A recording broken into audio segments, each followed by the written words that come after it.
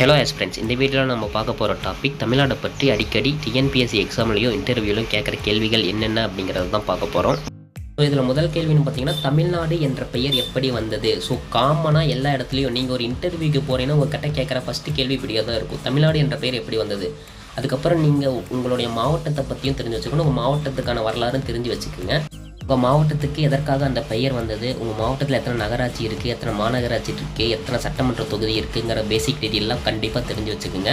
So இதற்கான பதில் பார்த்திங்கன்னா, 1956ஆம் ஆண்டு மாநில மறுசீரமைப்பு சட்டத்தின் காரணமாக தமிழ்நாடு அதன் பெயரை பெற்றது.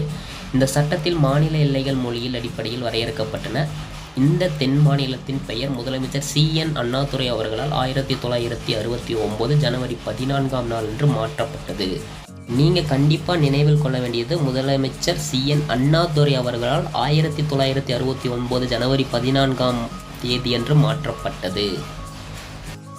நம்ம சேனலுக்கு நீங்கள் இப்போ தான் ஃபஸ்ட் டைம் வரீங்கன்னா மறக்காமல் நம்ம சேனலை சப்ஸ்கிரைப் பண்ணிவிட்டு பக்கத்தில் இருக்கிற பெல் ஐக்கனை கிளிக் பண்ணி நோட்டிஃபிகேஷனை ஆன் பண்ணிக்கோங்க.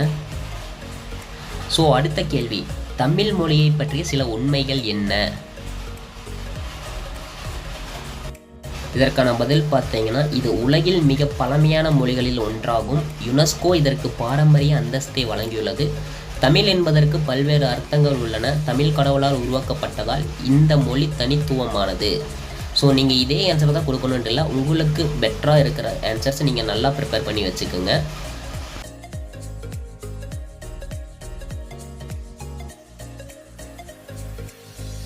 அடுத்தது பொதுவாக கேட்கப்படுகின்ற கேள்வி, தமிழ்நாடு பணக்கார மாநிலமாக கருதப்படுகிறதா அல்லது ஏழ்மையான மாநிலமாக கருதப்படுகிறதா?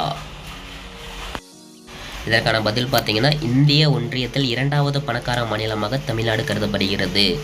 இந்த மாநிலம் மிகவும் பணக்கார மாநிலமாகவும் உள்ளது. தமிழ்நாடு வணிக நிறுவனங்கள் மற்றும் தொழில்களால் நிரம்பியுள்ளது.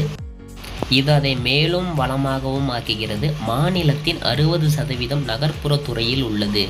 இது இந்தியாவின் நகர்ப்புற மக்கள் தொகையில் சுமார் 10.6% ஆகும். நம்ம சேனலில் already Indian polity, Indian economy, TNPSC group 4 and TNPSC group 4 general தமிழுக்கான கொஸ்டின்ஸ் அண்ட் ஆன்சர்ஸ் வீடியோஸ் பிளேலிஸ்ட்டில் இருக்குது. நீங்கள் டிஸ்கிரிப்ஷனில் லிங்க் கொடுக்குறேன், செக் பண்ணி பார்த்துக்கோங்க. அடுத்த கேள்வி, தமிழ்நாட்டில் சுற்றுலா பயணிகள் விரும்பும் சில உணவுப் பொருட்களின் பெயர்களை கூறுங்கள்.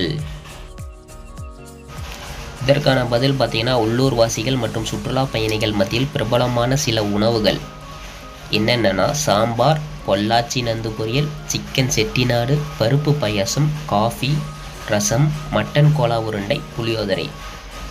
இதே மாதிரி தான் நீங்கள் ஆன்சர் கொடுக்கணுன்ட்டு இல்லை, உங்களுக்கு பிடிச்ச மாதிரி உங்கள் ஸ்டைல்லையும் நீங்கள் உங்கள் ஆன்சர்ஸை கொடுக்கலாம்.